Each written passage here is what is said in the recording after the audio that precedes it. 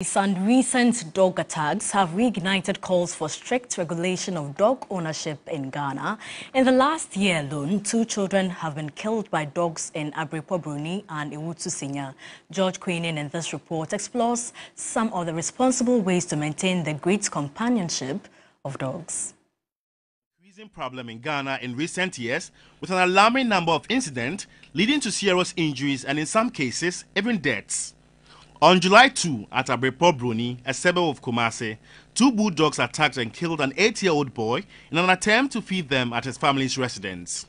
His grandmother and elder brother, who tried helping, were equally attacked. The police came in and shot the dogs. A similar incident occurred at Ewutu Senya, where a rabid dog attacked 8 children and killed 1.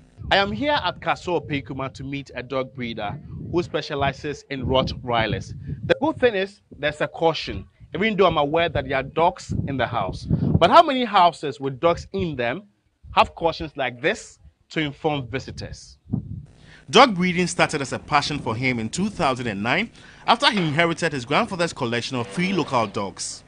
Currently, he specializes in Rottweilers, which is now his source of livelihood.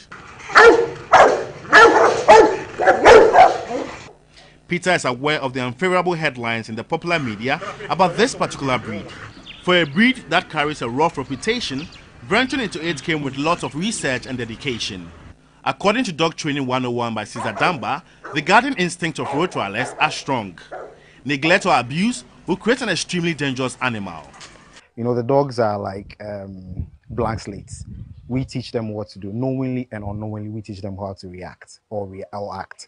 So then I'd like to blame us that we lack some form of dog education as individuals in this part of the world. And that is why the recent attacks have been rampant. For him, responsible dog ownership starts with proper training and socialization at a young age. Maybe the child feeds the dog every day, fine. But maybe on that particular day, there was something that was being fed that one dog liked over the other. And then maybe that I'm not privy to what happens. I'm just giving possibilities.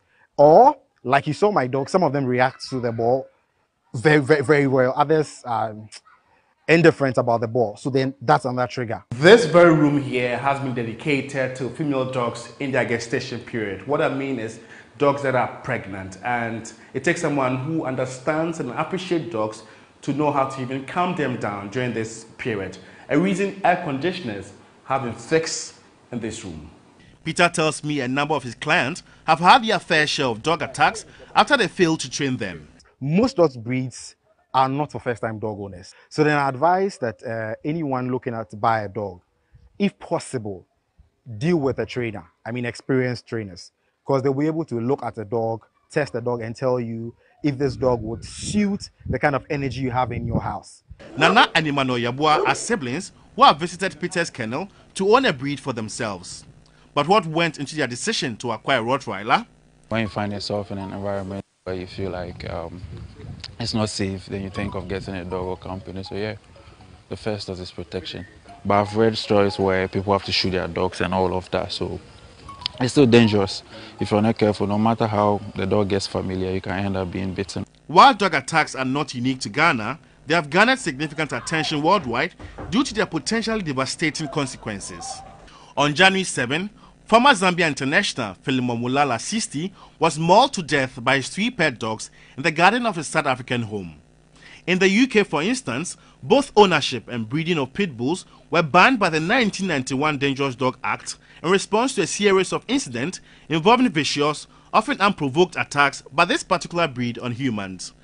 Kevin Ejeidako is a British journalist who is concerned about dog ownership, and he tells me there are calls for more legislation by Brits. In the last 5 years, there's been a 34% increase in dog attacks in the UK, which obviously is quite worrying.